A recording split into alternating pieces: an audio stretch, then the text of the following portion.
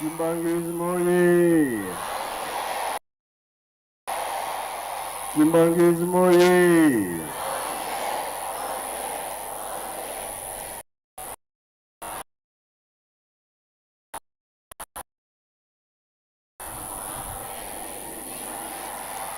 Kamba oye!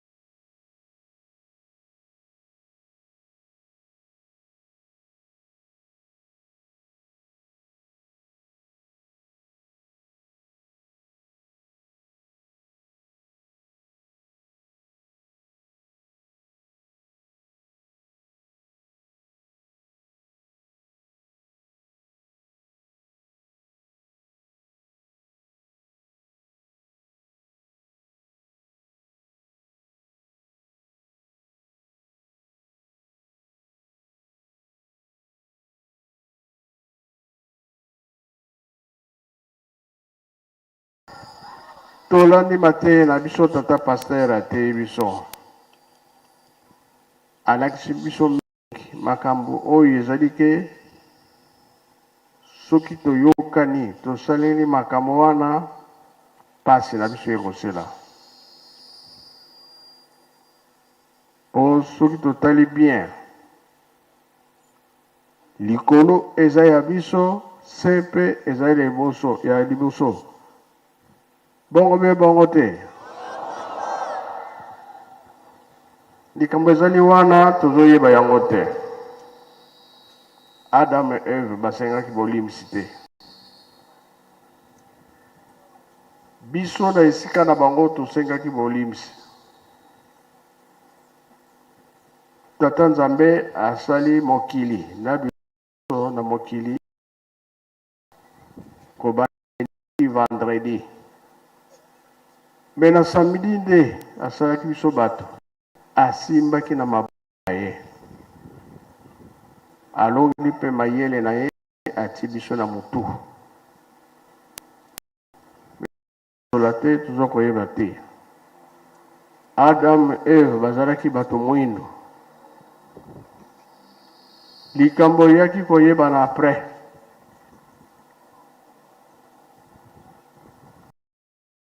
C'est vrai mpasi. Pamba te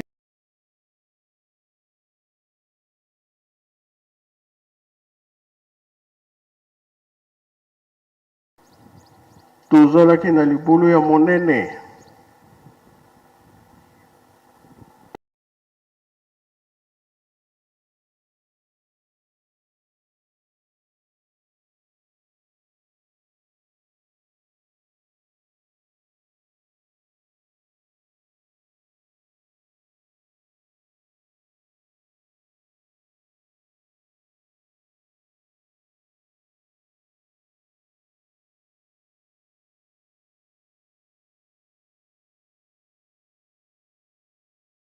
Tata Molimo Santo, Tata Kimbang, abimisaki biso na libulu wana.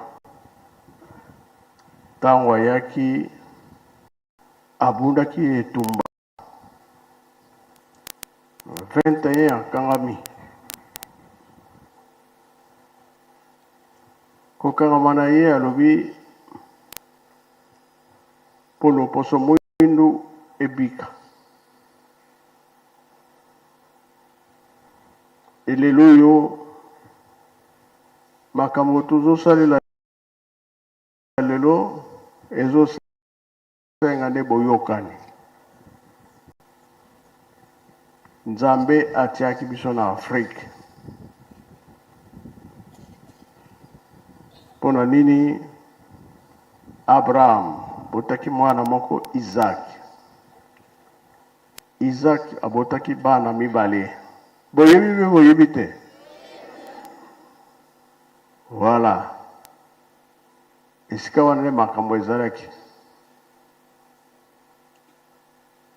Mwana na liboso Esaïe.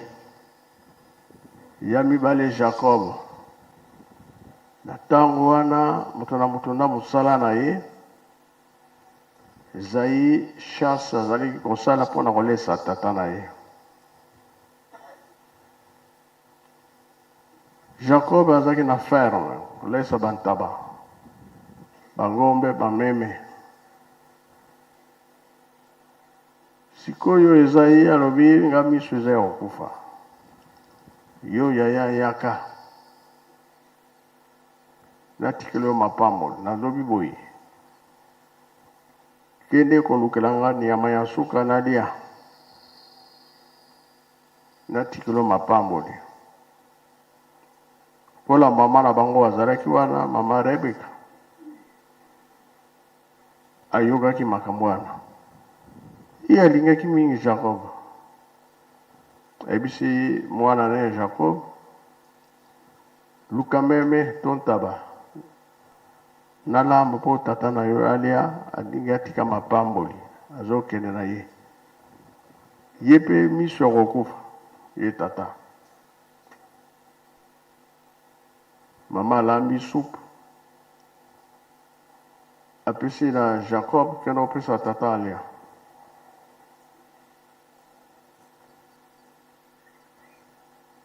Tiki apesa ki biloko kolia. Makumunde ebeba kisiko wana. Pouvoir yake pa aleki. Ya itango yake asali supu na yake opesa na tata. Ya rubi leki na yo azwi mapambo yake yi. Ya rubi me likambo soso ezali te mpona ngai. Likambo te. Ya rubi mabele oyo nyonso eza ya yo. Biloko atali eza kuna. Biso toyebi ke tolobaka. Yerusalemi etondi na le na nini? Na miel. Elakisi ke ya likolo eza ya biso. Ya sepe ya nani? Toyoki ke pasi eza na est. Oui, pasi wana biso nyonso toyokana. Pamba te tata Nzambe asiaka kabola. Bato na bato za msala na bango basalaka. Kuna na Goma. Matesu eutaka kuna. Bongo be bango te. Mbisi ya mai. Nyama zamba. Luka okauka. Soki bango baza na pasi. Biso pe toa toza na pasi. Na bafeti oyo tozalaka nango. Tozalaka na posa Matesu. Bato nyonso balia. Kuna tokomi na problème. Banzele ekangami. Tokovivre ndenge nini. Biso tosengi kaka mabondeli. Makambo wana esila bi esila te.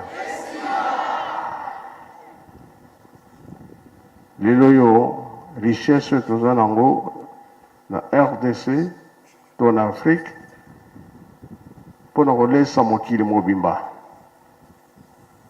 Kasi makambo ezoyela biso eza malamu te. Tozosenga mabondeli. Mabondeli tata Nzambe aza koyoka yango. Kasi etikali biso na biso toyokana.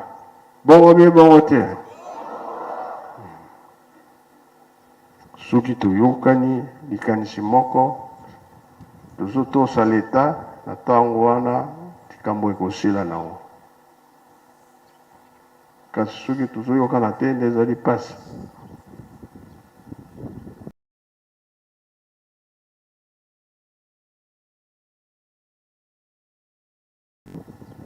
nzete ya l'union koye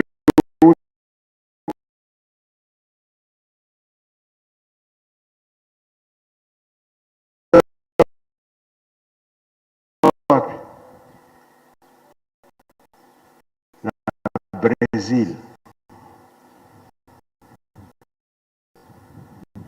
biso lingi fufu mingi bapanga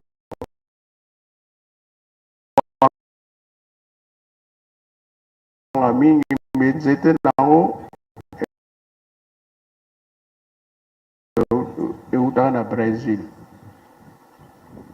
Manga mpe euta wapi? Na Brésil. Biloko na biso mpe etambola mokili mobimba. Donc toza na Brésil na RDC awa na Afrique biso nde toleki. Bongo mpe bongo te. Nzambe si akanisela biso. Mais souhait na biso, souci na biso tolesa mokili mobimba. Loba ezalaki na papa mfuma longo nde yango wana. Tosala misala, tolona, tobokola. Tolesa mokili mobimba. Mais na boye moyen makambo etambola ezali te. Tokomi bloqué, makambo nyonso ezali pasi.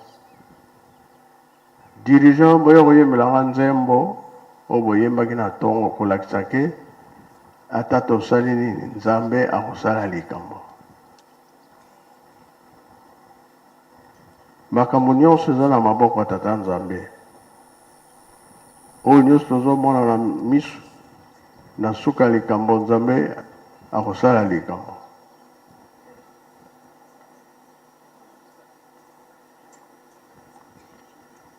Kosala mbango toza na Ntinzani.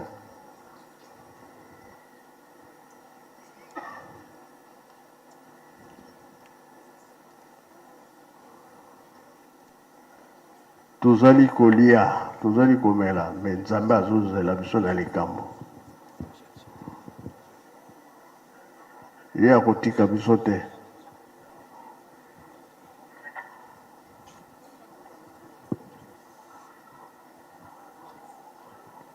Oyo ezali message. Nzembo ezali kobondela mbala mibale.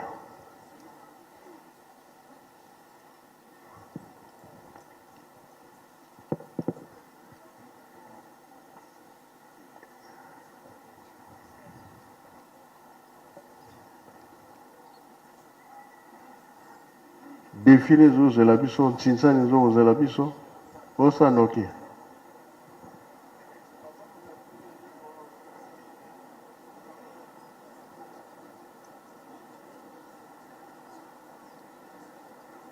Lia na yo, mela na yo, kasi.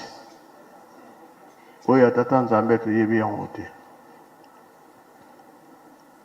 Ye ntango akoloba, pasi ekozala.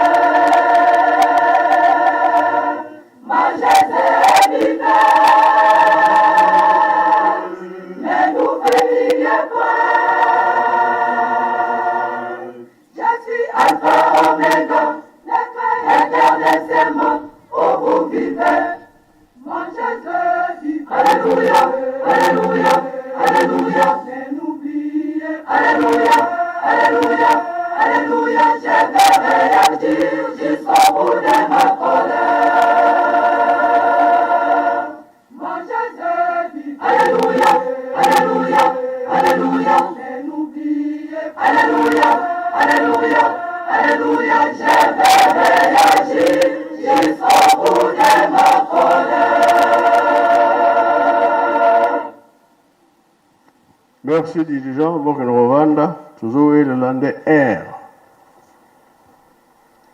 Likamuba papa baloba ke na biso boye. Biso tokei. Botika na kotonga Yerusalemi. Eloko tozowelela tozongela place na biso ya liboso. Po toyebi ke Adam et Eve babebisaki biso tosala makasi tozongela place ya liboso. Tiki tolobi Nzambe asali mokili. De lundi, vendredi, biloko nyonso na maloba. Kasi samedi nde asalaki moto. Adam et Eve. Adam kudu. Eve après. Biloko nyonso mokonzi nango yo moto. Alobi na Adam pesa kombo ya banyama. Pesa kombo ya bambisi. Pesa bakombo ya banzete. Yo moto salaki yango yo moto. Pesa ki bakombo ya biloko nyonso. Pona tobebisaka pouvoir wana elongwaki. Yango bapapa balobi tosala makasi tozongela place na biso ya liboso. Me boyokani ezalaka te. Bamosusu mpe balingi kosambela te. Programme soki ezali makambo pamba wana. Me lelo soki tozongeli place na biso ya liboso nyonso kosenga kozwa yango. Yango papa Mfuma Longo alobaki ete tolata saki. Ngai nakokende kozwa eloko wana. Kasi na lonzoto oyo naza nango te. Tomonaki akendaki Suisse. Kuna nde atikaki biso. Papa Kisolokele mpona na Belgique nzoto.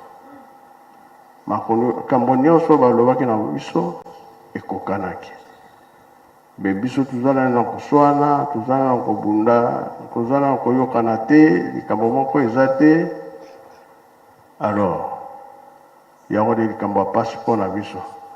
Siko toye mpona botonga ya Yerusalemi. Naye kozwa biloko ya bankole. Tokopesa bien tokopesa te. Boyeba ntina likambo. O batata batikaki yango tozosalela. Tozalaka ebele mingi bazongi nsima. Biso tozo continue mosala. To continue kaka esika wana. Tokokisa mokano. Makambo o batata balobaki na biso esalama. Nalobi mingi nasengi bolimisi. Toye mpona kozwa biloko mpona botongi. Le 6 avril, sommet payé, tokoyamba bapaya bakoya mingi. Mupaya batali la raye wapi na ilongi. Na libumu. Tokopesa bien tokopesa te. Ngasi kona kome na suka. Tokotala défilé bosala bakadu. Tosilisi na komba tata mwana pe tata Molimo Santo. Amen. Maboko munapasi. Kinshasa we. Totonda. Liloba na santu. Nzambe na biso apesi na biso tobomba tosalela. Na kombo na tata mwana pe Molimo Santo. O kombo ya tata. Ya mama. Molimo Santo.